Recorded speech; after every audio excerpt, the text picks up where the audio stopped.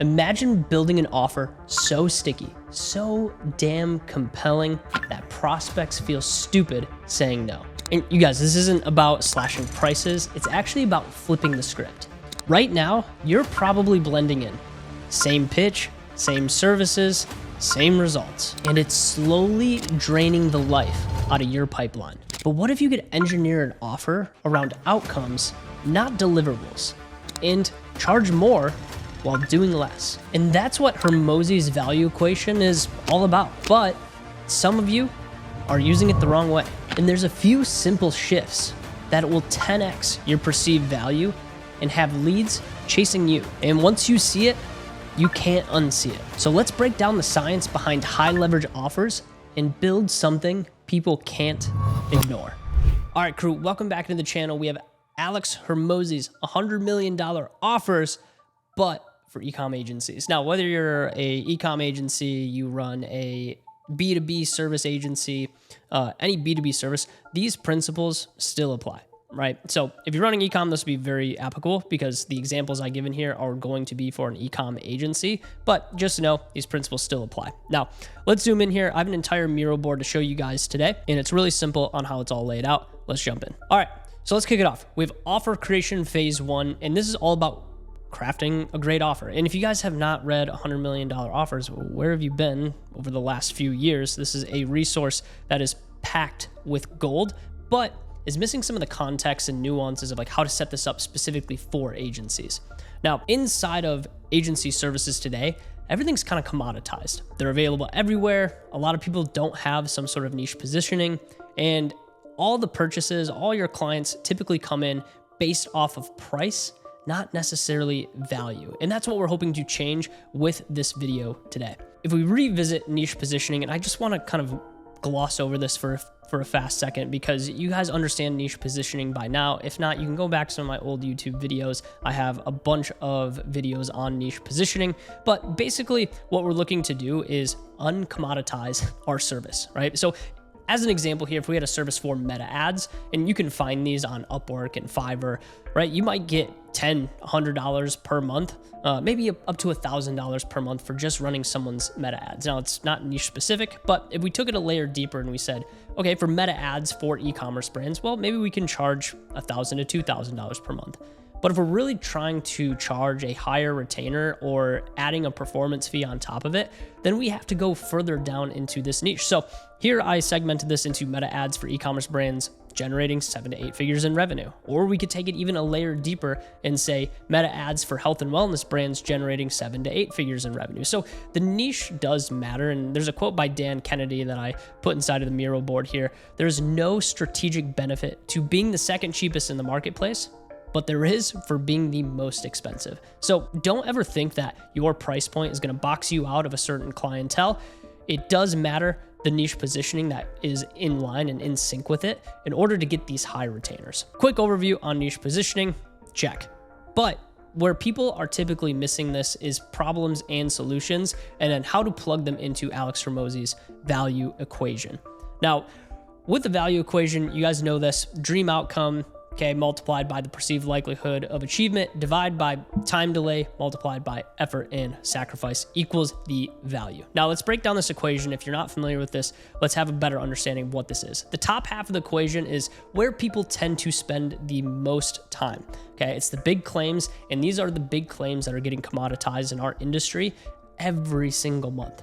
The bottom half of the equation is where the best offers are created. That's going to be the time delay and the effort and sacrifice that whoever is buying is going to have to put in to actually getting the result. And the goal is to get the bottom half of the equation as close to zero as possible. So the time delay is short from them purchasing, and the effort and sacrifice on their side is going to be minimal at most. Now the goal is to increase the perception of the top half of the equation, dream outcome and perceived likelihood of achievement, while decreasing the bottom half or the perception of the bottom half of the equation.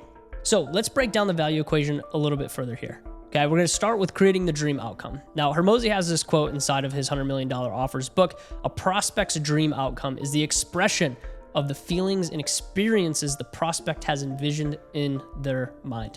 Now, you guys, this is psychology 101, right? This is talking about the prospect's dream outcome and how they feel, how they experience that dream outcome. So the increase or decrease in relative standing when compared to others socially or professionally. They want to have the biggest brand on the marketplace. They want to have the biggest business possible. So they are perceived as professionally at a higher status than other people. And our agency is going to help us increase the prospect status. Now, if you guys aren't familiar with Maslow's hierarchy of needs, you'll notice here, the fourth layer is respect, status, recognition, okay? All of that builds into self-esteem, and that's a lot of why people build businesses in the first place. Now, there could be some self-actualization in there of, meeting one's full potential in life, but typically it's for respect, it's for status, it's for having the dollars in the bank account, right? And then, some people will come in for, the security of having their finances in order, but typically we're talking respect, status, recognition. So that's something that we kind of have to gear inside of our mind of like actually using some psychology here in order to build out our offers. And so the thing that you should take away from the Maslow's hierarchy of needs is that successful business equals status. And that's what a lot of people are chasing.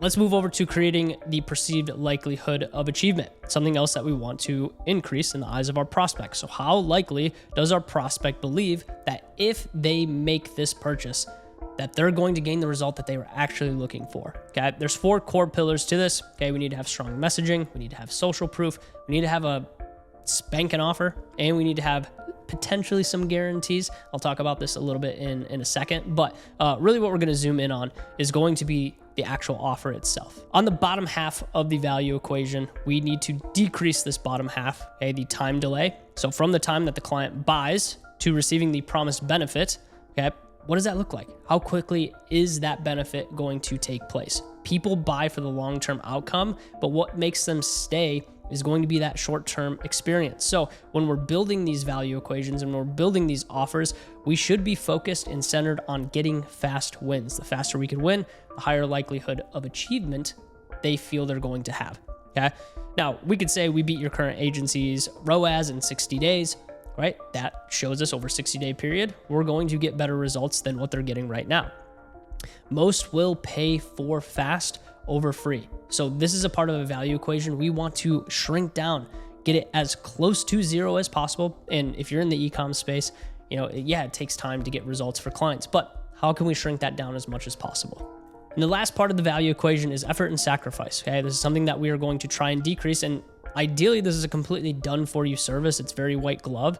So in an ideal world, the client says yes, and the dream outcome would happen without any extra effort from them. Now, this isn't realistic with agency services, but we can get close. This is why we can charge premium for done-for-you services versus do it yourself. Now, the client doesn't need to have all the effort and sacrifice put into this because you as the expert will make sure that you increase the likelihood of them actually hitting the achievement that they're wanting to hit. All right, so let's recap for a quick second. Creating the dream outcome, we want to increase the likelihood that the dream outcome is going to happen. 2, the perceived likelihood of achievement. We want to increase the idea that these outcomes are actually possible. And then from there, we talk about time delay and then the effort and sacrifice. These are things that we want to decrease in the value equation, delay the amount of time for implementation and to get results. And then the effort and sacrifice from the person that you're selling to, that should be as low as possible. All right, let's move to phase 2, identifying the dream outcome. Okay, we have to sell the vacation. Everyone loves to go to Hawaii and they love the destination, but who enjoys the plane ride over to Hawaii, right? It's 8, maybe 10, 12 hours, depending on where you're flying from. That is not the fun part of the vacation. And here's the mistake I see with agency owners all the time, is that they're selling ads, they're selling meta services, they're selling Google services. That is just the vehicle, okay? We need to sell the outcome, the end result, okay? And that's the power of the value equation, okay? So this might turn into something like run profitable ads with our fractional CMO team so you can focus on what matters, right? That would be a very powerful statement because we're taking over the entire process of actually running that person's ad account, and then they're gonna get a ton of time back to actually focus on what matters for their business. Now, we're gonna go a layer deeper with this, but that gives you an idea of selling an outcome versus selling just a service. Now, how do we build this out? Well, first thing we have to do is list out all the problems that our prospects might have. Now, I won't run through all of these, and I will give you guys this Miro board in the link inside of the description, but let's run through a few of them real quick. So, founder-led marketing constraints. So if the founder runs all of the advertising internally themselves, well, they might not be getting the results because they don't have time to do it effectively. Or maybe it's when results dip. They have to drop everything else that they're doing inside of the company to go get the ad account back into a healthy position. Maybe they're prioritizing what they think looks good, not what the actual market responds to. Or maybe they have emotional attachment to the brand, or the product clouds their objectivity. These are all things and constraints that a founder-led marketing team would potentially run into. Maybe they have execution constraints. There's no lead capture or list building strategy. They have no retargeting or email sequences. They stick with one ad they like instead of testing a bunch of different ads and finding the winners. All constraints that you guys can solve with a service like this. And I've dropped in a few more, and you guys can create your own problems list here. It's really easy to do with ChatGPT, but these are just some examples of constraints and problems that a prospect would run into. And this is where we're going to start crafting the opposite side of our offer, which is going to be the solutions list. So we're going to take all the problems that you list out, and you guys can do this in your own Miro board if you want. And then we're just going to go to the opposite side. We're going to start focusing on the solution. So if they have founder-led marketing constraints, okay, we're going to apply solutions to all the problems we just listed. So solution would be fully managed paid ads and creative system. Your agency takes full ownership of campaign strategy, media buying, and testing, built-in reporting, communication loop to keep the founder informed, but uninvolved. Okay. Another solution would be real-time reporting and proactive performance management. You monitor performance daily, have SOPs for in-week creative swaps, bid adjustments, budget reallocation. Founder gets updates and solutions, not just more problems on their plate. Okay. Or maybe it's something that's data-backed creative testing frameworks. Okay. You use your battle-tested formats, performance data, and customer feedback to drive creative, not just opinion. You separate brand building content from conversion optimized creatives.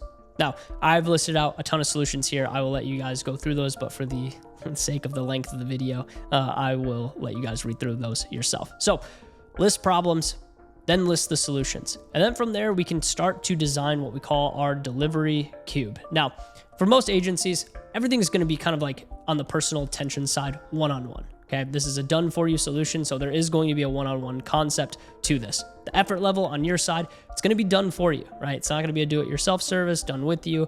There are hybrids out there as well, but for the most part, this service is going to be done for you. And then what type of support are they going to get? Okay, they might have Slack, Zoom, you might have a ClickUp dashboard for them that they can get access to. What kind of support are they going to get with this? And then consumption, right? Are there trainings that they should go through? Do you have some sort of course material to help fill the knowledge gap of how you guys work? Do you have written SOPs that they can steal from you in order to run a more effective company, right? All things that you can consider while building out this offer. Okay, what's the speed on this? Do you guys have, service 24/7 where they can get in contact with you at any time? Are you guys 9 to 5? That's typically what we see. Do they get responses within 5 minutes? Do they get responses within 24 hours? What does that look like? And the final piece here is we run it through our 10x to 1/10 framework. So if you were to charge 10x the price that you're charging now, if you're charging $5,000 per month, well, if you were to 10x that price point and it was $50,000 per month, what would you have to provide to actually charge $50,000 per month? Plug that in. Or 1/10. Okay, if it was 1/10 of the price and you were only charging $500 for your meta ad service, how would you still make them successful? These are really good exercises to think through as you're starting to create your offer. And the last piece here, we're gonna trim and stack. This is where we take the delivery cube and the solutions, and we actually trim them down into what we call a delivery solution, okay? And then we turn those into high value deliverables. Now, when it comes to building high value deliverables, I love to use intellectual property for this, use unique naming conventions. That way your stuff sets you apart from all of the other agencies inside of the space. Now, I've created some example ones here. You can read through these, but let's go through 2 of them real fast. That way you get an idea. These are not trademarked, by the way. I just put the little TM in there just to make it seem a little bit more legit.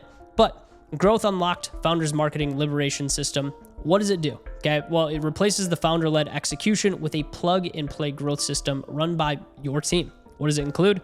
Done for you paid ad strategy, creative pipeline, daily monitoring and optimization, and weekly performance syncs. Okay, another one that I pulled and created an idea around is the Fire Drill Shield, Emergency Performance Protocol. So what does this do? Well, it ensures that when performance dip, and trust me, if you guys have been in ecom long enough, you know this, performance will dip at a certain point in time. But when performance does dip, your day doesn't blow up, okay? Includes 24-hour creative swaps, budget reallocation SOPs, Slack-based alert system, weekly predictive reporting. Now, these are just some examples, guys. I tucked in a few more. There's the market match, buyer-centric creative calibration. There's the external eyes, the strategic detachment audit. You guys can create fun naming conventions around this, but the intellectual property helps differentiate your offer from all the other noise, all the other commodity agencies that are out there that are just selling ads. So quick recap here. List your problems. Then list all of the solutions that go against the problem. Put it into a delivery cube of like how it's going to be delivered, and then build a delivery solution chart that turns these solutions into high value deliverables for your clients. All right, let's move to phase number 3, which is the actual offer creation phase. Okay. Now, inside of Alex Hormozi's $100 million offers, he talks about enhancements around scarcity, urgency, bonuses, guarantees, naming conventions, right? On the scarcity side, we're simply looking to decrease supply and to increase the demand of the service. Urgency, we increase demand by decreasing the prospect's action threshold. Bonuses, we increase demand and perceived exclusivity. Guarantees, increase demand by decreasing the risk. And then naming re-stimulates demand and expands awareness. Now, we don't have to use all of these when creating our offer, but there are some different types that we can utilize to kind of make the offer feel a little bit more sticky and a little bit more exclusive. So let's talk about those real fast. Let's zoom into scarcity for a second. There are lots of different types of scarcity, right? We could limit the supply of seats or amount of clients that you're bringing on. There's a limited supply of bonuses, right? So if you guys are adding bonuses into your offer, right, you can limit those. Never available again. I kind of cross this one out because you're always probably going to offer this service as long as you're running an agency. So I kind of cross that one off. Unless you're sunsetting a certain program or something along those lines, that one's not really usable in like an agency service model. Now, how does this kind of translate into like digital agencies or specifically for the ecom niche? Well, we could do a total client cap, right? Only accepting X number of clients over a certain period of time. So an example of this, and this is probably my favorite one out of all of them, is our agency will only be accepting 5 clients and will open capacity periodically. Now, you might be able to bring on more clients than that, but it creates some scarcity around the offer that you're actually creating. The other types of scarcity include growth rate caps, okay, only accepting X number of clients per week.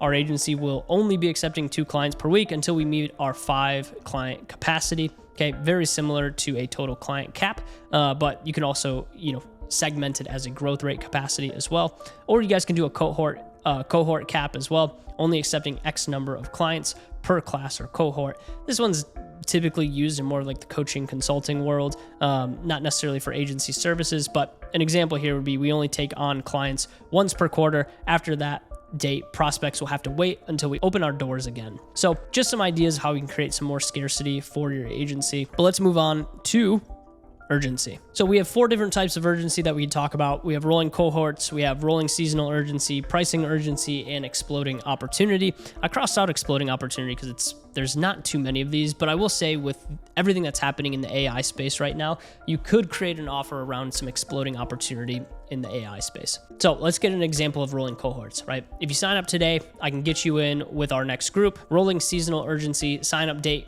countdown for a specific offer. So if you're discounting a certain offer or you have certain bonuses that you're stacking in, like a Mother's Day campaign, email campaign, or maybe it's a Black Friday campaign, okay, you can have a certain date and countdown for that specific offer because those dates will come and go, right? And you need a certain timeline to be able to deliver on those types of offers.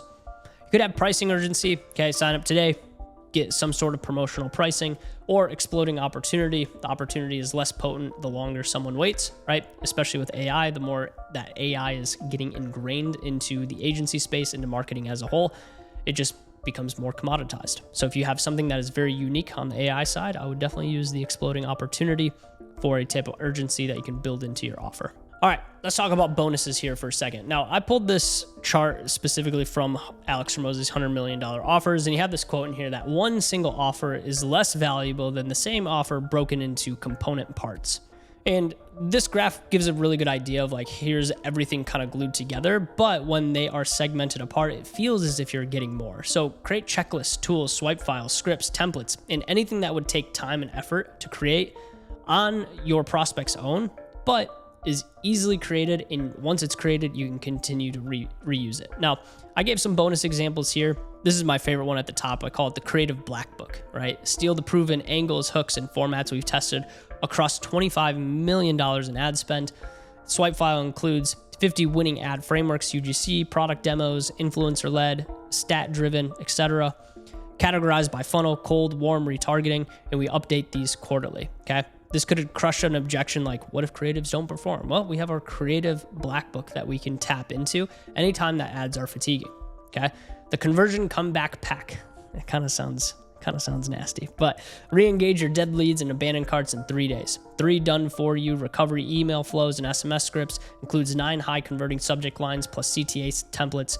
Plug into Klaviyo or PostScript instantly.